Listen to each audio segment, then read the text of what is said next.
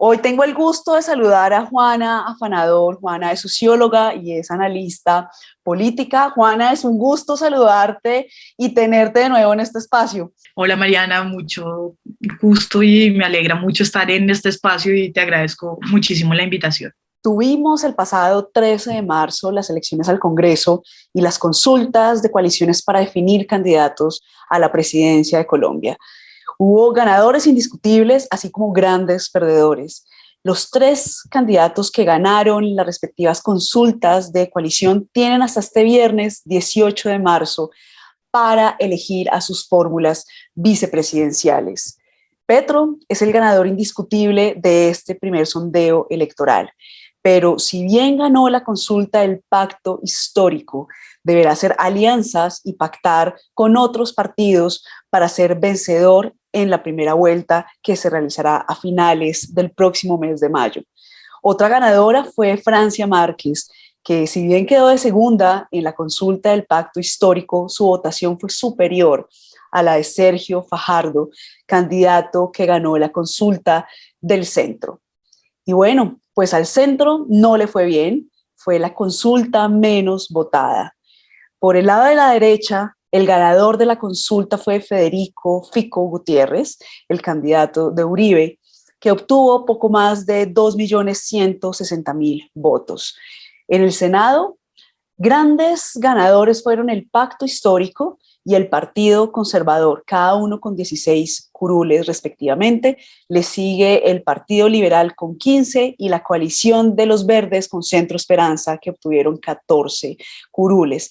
En la Cámara, los ganadores fueron el Partido Liberal, que se llevó 32 curules, el Pacto Histórico con 25 y los conservadores, el Partido Conservador con 25 curules también.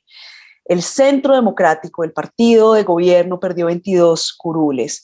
En el Senado pasó de tener 19 a 14 y en la Cámara de 32 a 15. Y allí en la Cámara y en el Senado hubo varios quemados. Y hablando de quemados, también está el nuevo liberalismo que no logró sacar ningún candidato, como el caso de Estamos Listas, que obtuvieron en el país más de 108.000 votos. Los resultados de estas elecciones legislativas muestran fragmentación, reflejan también que ningún candidato a la presidencia tendrá mayorías en el Congreso. Y la polarización continúa en el país, sigue vigente el uribismo, así como el discurso imperante del castrochavismo. Quiero que iniciemos esta conversación, Juana, con una pregunta sobre Francia Márquez. Francia Márquez obtuvo su mayor votación en el exterior, pero también recibió un amplio apoyo en departamentos como Chocó y Bogotá. Reiteradamente, Márquez mencionaba en sus discursos y en sus intervenciones que hay una nueva generación que ha despertado y esta es una generación de la dignidad. ¿Qué significan los más de 783.000 votos que obtuvo Francia Márquez en la consulta del pacto histórico y cómo interpretar esa victoria? Yo creo que uno de los puntos más importantes es que valió la pena que Francia Márquez no se hubiera bajado al Senado y que diera la pelea hasta el final. Esos casi 800.000 votos ponen a Francia Márquez como la mujer política más importante de este país en este momento. Y no es cualquier mujer, es una mujer afro, caucana, antirracista, feminista, que viene del movimiento social, cosa que no es evidente en este país, que a nuestros líderes y lideresas las asesinan constantemente, además de tener grandes dificultades para hacer una campaña, dificultades económicas, dificultades para tener el aval de algún partido para participar. No olvidemos que hasta el último momento fue el Polo Democrático que le dio el aval para que pudiera participar en esta consulta. Fue una campaña corta, muy intensa, sin maquinarias, sin grandes presupuestos, sin plata, como podemos ver en otras campañas del mismo pacto histórico, en el que se ve que hay cómo hacer las cosas de manera mucho más fácil. Y Francia logró estos casi 800.000 votos tienen una virtud muy grande y es que son votos de ella. La gente votó por ella y ella se hizo contar, cosa que no es fácil, es un riesgo enorme y creo que el ser audaz de Francia Márquez la recompensó porque supo leer un momento del país, y un momento no solo del descontento de los diferentes movimientos sociales, pero también supo leer el voto de las mujeres. O sea, también supo leer el descontento de las mujeres, de un sector de la izquierda que no necesariamente se ve, se reconoce y se identifica con Petro. Entonces ella supo recoger y abrir una nueva, un nuevo espacio y un nuevo camino en la izquierda. Ya la izquierda en este momento, el único líder no es Gustavo Petro. La otra gran líder de la izquierda en este momento es Francia Márquez. Entonces esto políticamente es muy importante, simbólicamente es muy importante. Es una mujer que salió profundamente fortalecida de esta consulta presidencial, pues pasó por encima, cuadruplicó a Camilo Romero, exgobernador de Nariño, del que decían que iba a ser una gran revelación y realmente fue un gran perdedor, hay que decirlo. Supo negociar, digamos, en las listas al Senado, a la Cámara, pero realmente fue por mucha suerte que supo venderse muy bien, porque al final la fuerza de él es pues insignificativa comparada a la fuerza de Francia Márquez. Entonces valió la pena también los enfrentamientos que tuvo Francia Márquez públicamente con el pacto histórico. Dijo, yo estoy en el pacto, yo soy de izquierda, pero yo pongo unas líneas rojas, valieron la pena esas líneas rojas, y ahora le dan un enorme margen de maniobra y le dan también una oxigenación a una izquierda tomada y consumida completamente por Gustavo Petro. Gustavo Petro, el ganador indiscutible de la pasada jornada electoral, obtuvo más de 4.487.000 votos. La pregunta ahora es si Petro ganará en primera vuelta y con quién deberá realizar alianzas para garantizar ese triunfo en el mes de mayo. Bueno, primero, impresionante lo que logró Petro. Esto porque los votos a las cámaras y al Senado son de Petro, no son de los candidatos de las listas mayoritariamente. Pues hay algunos que sí tienen un caudal político ya de muchos años de experiencia, hay otros que perdieron ese caudal electoral y que ya no tienen nada, y el resto de los nuevos personajes que entran a la contienda política en las listas cerradas, que no sabemos qué valen, porque no pudimos saber y no podemos cuantificar. Y esto del voto por Petro, pues sí, estos votos a la Cámara y al Senado son un triunfo de Petro. Realmente esos votos son de Petro y eso es innegable y es impresionante. Ahora bien, hay fuerzas que se mantienen muy fuertes y muy importantes en el país, sobre todo en las cámaras. El pacto histórico no tiene mayorías en las cámaras a nivel nacional ni a nivel regional. En Bogotá sí, en Bogotá fue una votación muy importante, creo que viene el descontento también de Claudia López y esta alcaldía, y que Petro logró volver a ser figura fundamental en Bogotá, cosa que había perdido, cosa que es muy interesante que lo haya vuelto a lograr. Entonces ahora, ¿con quién se tiene que aliar? Ahora el Partido Liberal es el partido bisagra, es el partido decisivo en estas elecciones. Vale la pena hablar y que el Partido Liberal no está del todo con Gustavo Petro. El Partido Liberal es muy cercano al Partido Conservador, que ahora lo lidera Barguil.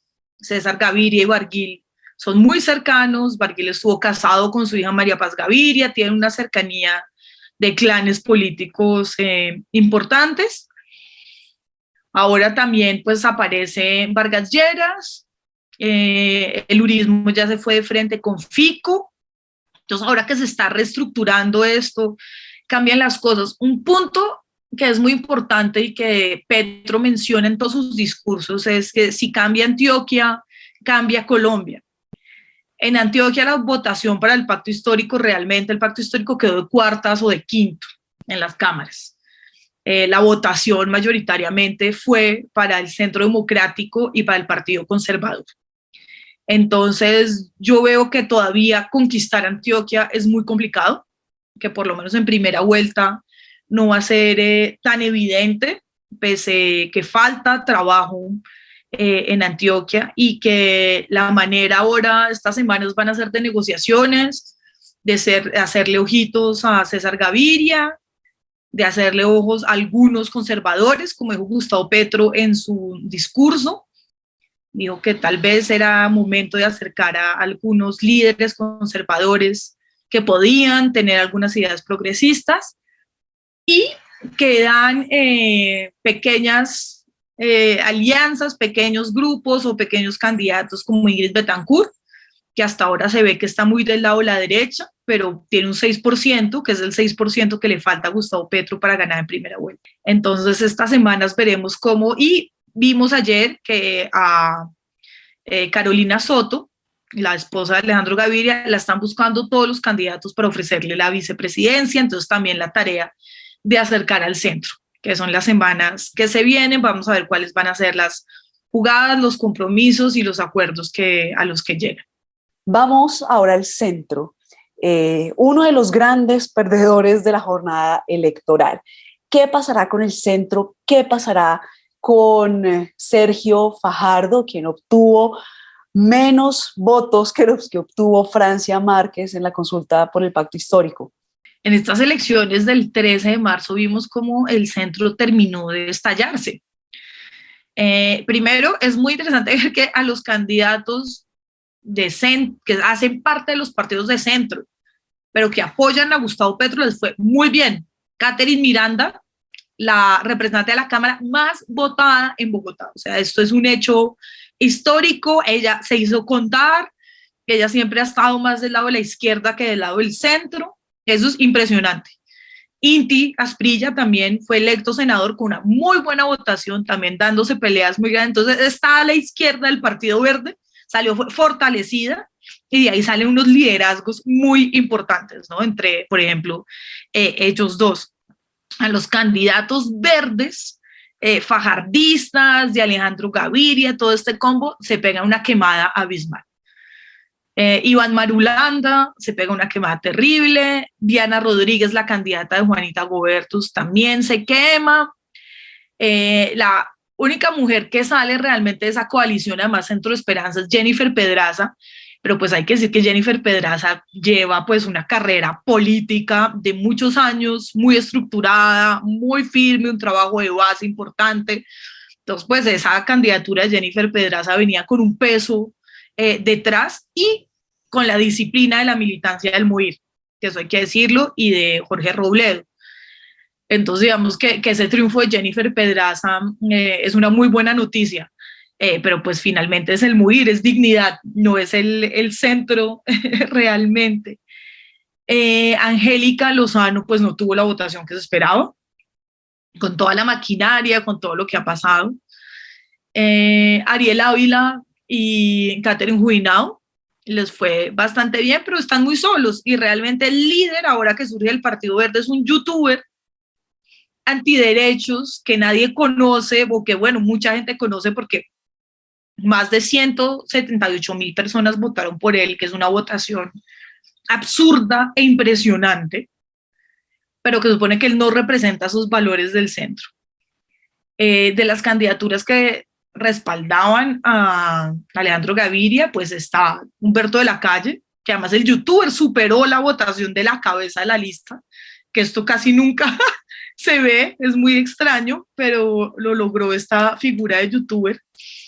Y entonces vemos un centro totalmente muy extraño, con unas figuras altísimamente votadas que no se logran definir, un centro muy debilitado, un Sergio Fajardo hiper debilitado, unos hermanos Galán que perdieron terriblemente, que ellos ya sí deberían dedicarse a otra cosa, porque el capital político que tenían ya fue enterrado en estas elecciones. No lograron sacar ni una curul del nuevo liberalismo, una curul a la Cámara realmente de Julia Miranda, pero al Senado no sacaron nada, con una lista además que era muy interesante, pero el Partido Liberal, entonces el Partido del Nuevo Liberalismo desaparece, y los que salen muy fortalecidos, como tú decías ahorita, era el Partido Liberal, el Partido Conservador, los partidos tradicionales, se comen ese espacio del centro político en este momento. Ahora, muchos creen que el triunfo del pacto histórico, que el triunfo indiscutible de Gustavo Petro en la consulta interna del pacto histórico es una derrota completa del uribismo. Pero lo que nos damos cuenta es que el uribismo está vivito y coleando.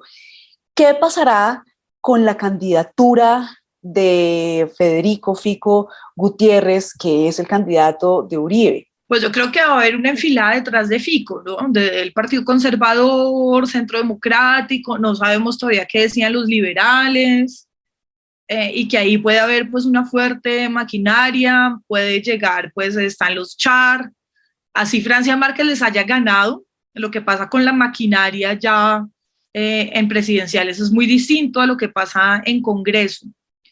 Yo creo que la derecha es muy posible que pase una segunda vuelta. El único candidato que puede pasar a segunda vuelta, según las cuentas, es Fico, sumando todo, porque pues, pero este puede ser algo muy positivo para el pacto histórico y para Gustavo Petro.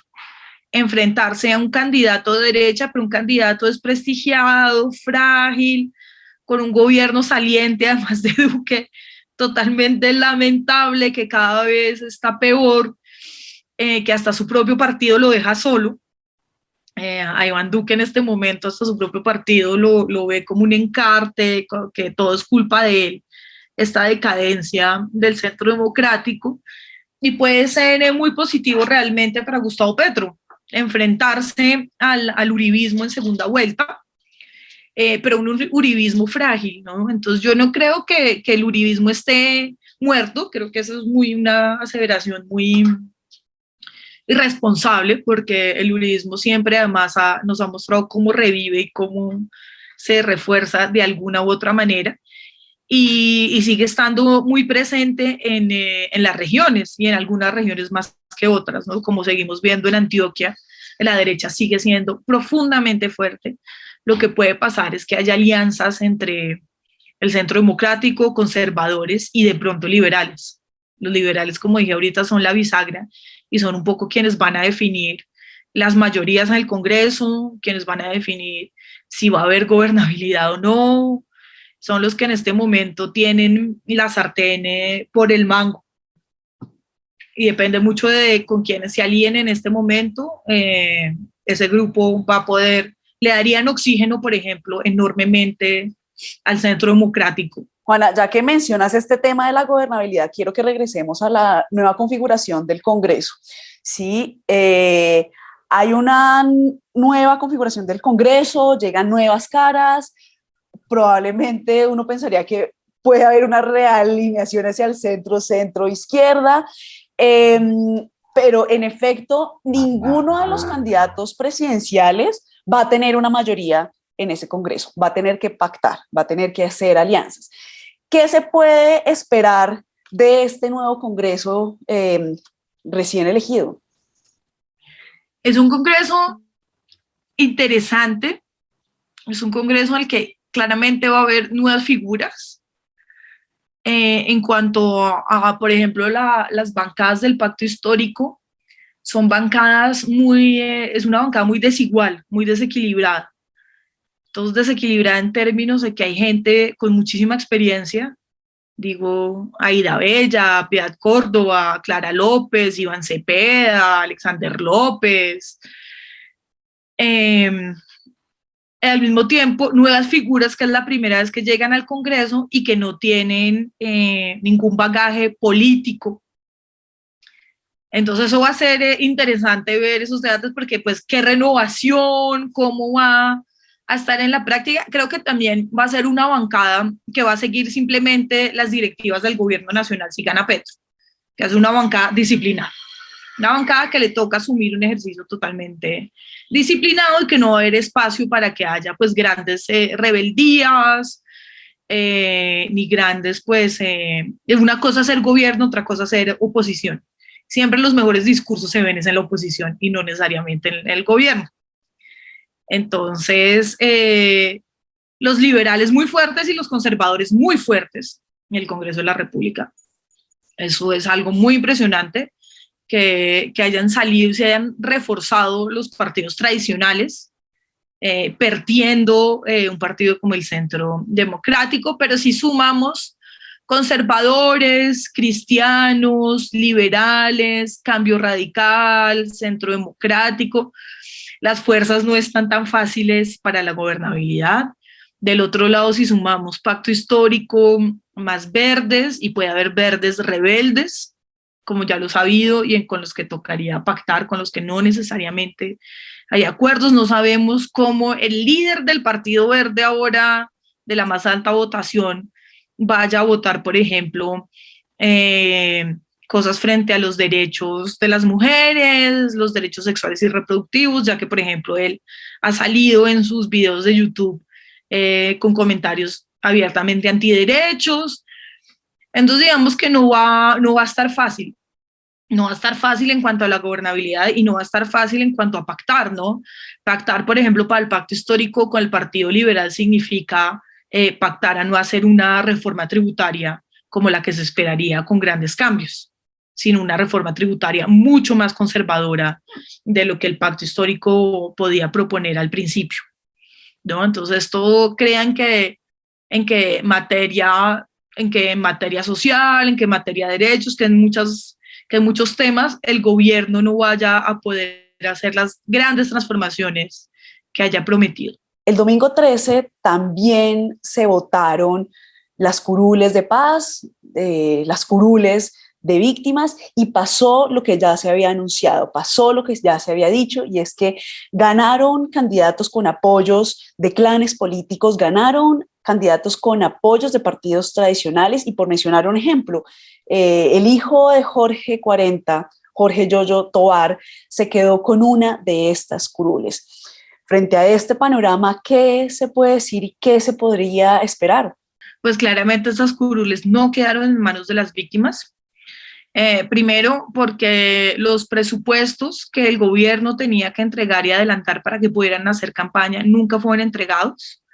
Para las curules de las circunscripciones especiales de paz no puede haber dineros privados ni donaciones. Entonces esperaban que la gente hiciera campaña sin nada. Un problema que no se acaba con estas elecciones del 13 de marzo, así las mayorías sean del pacto histórico y así gane Gustavo Petro, el control paramilitar de algunas zonas del país en las que la gente simplemente no podía salir a votar o a votar por quien quisiera. Hubo una renuncia masiva de candidatos y candidatas a las curules de paz por este tipo por amenazas, por no poder acceder a los recursos para poder hacer campaña, moverse, además en zonas rurales muy difíciles, en las que transportarse es costosísimo, en las que no hay mesas de votación y las personas para poder ir a votar tienen que transportarse. Entonces no, era un ejercicio en el que no había las condiciones ni las garantías para que la población fuera a votar. Entonces estas curules terminaron sirviendo fue para los clanes políticos tradicionales que lograron entrar además a la base de datos de víctimas y que pudieron ser reconocidas como víctimas, lo que también hace que nos preguntemos cómo están entrando esas personas a las bases de datos de víctimas y cómo el gobierno nacional y cómo el Estado las está reconociendo como víctimas por encima de otras víctimas del conflicto. Entonces sí, es lamentable, porque van a ser curules que son de derecha. Estamos listas, que hizo una campaña prácticamente con las uñas de autogestión. Ahorita tiene una deuda de 900 millones de pesos que necesitan pues pagar. Y si bien estamos listas, no logró ninguna curul. Logró una votación de más de 108.000 votos en Colombia. ¿Esto qué dice sobre este movimiento feminista? ¿Esto qué dice también sobre el mismo movimiento de mujeres en el país, en la política? Bueno, primero las compañeras de Estamos Listas tuvieron las mismas dificultades que las curules de paz y que muchas compañeras como Francia Márquez, y es que el Estado no les desembolsó el dinero para hacer campaña, que por ley además se determina. Entonces esa es una de las grandes barreras además para que las mujeres hagan política en Colombia. Es impresionante cómo pasaron de casi 30.000 votos al Consejo de Bogotá a 100.000 votos a nivel nacional. Eso es un paso enorme, ¿no? En este momento no se puede ver, pero cuantitativamente sí es impresionante una campaña a nivel nacional de mujeres con las uñas, como tú dijiste, logra alcanzar esos 100.000 votos. Es una apuesta que también valió mucho la pena. Como ya se han dicho, van a continuar. Viene el 2023, entonces están fortalecidas para el 2023. O sea, para el 2023 llegan con fuerza.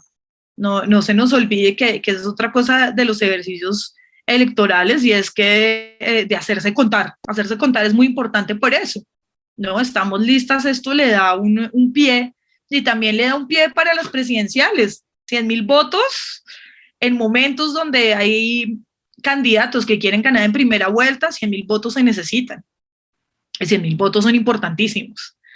Entonces eso también les da un posicionamiento como colectivo político en el país importante. Son muy importantes, es una apuesta además abiertamente feminista, entonces también reivindica muchas de las luchas feministas y de los votos feministas y de la fuerza que significa esto en Colombia en este momento. Entonces yo creo que a las compañeras estamos listas ahí, es que felicitarlas. Lograron algo también tremendo, electoralmente, que era muy difícil, había muchas listas, no siempre competir en estos, competir contra la lista del pacto histórico al Senado era muy difícil porque era competir contra Petro, ¿no? Entonces ir contra Petro en este momento, en estas elecciones, no era evidente, tomaron el riesgo y les fue muy bien, ¿no? Vamos a extrañar esa curul, porque yo creo que muchas mujeres sí esperábamos una curul feminista abiertamente en el Senado de la República, pero estoy segura que, bueno, que ellas harán un trabajo de aquí a 2023 cada vez más fuerte y estos procesos son de tiempos y lo bueno es que se están fortaleciendo y por primera vez en Colombia están surgiendo estos nuevos movimientos, estos nuevos espacios que hacen que también se diversifique y se abra a la izquierda, que ya no estemos hablando de la izquierda, sino de las izquierdas. No es lo mismo Francia Márquez, a Gustavo Petro, estamos listas, entonces cada vez tener más opciones en las izquierdas enriquece la democracia colombiana. Juana, muchas gracias por este completo panorama post elecciones, pero pre elecciones presidenciales. Recibe un saludo.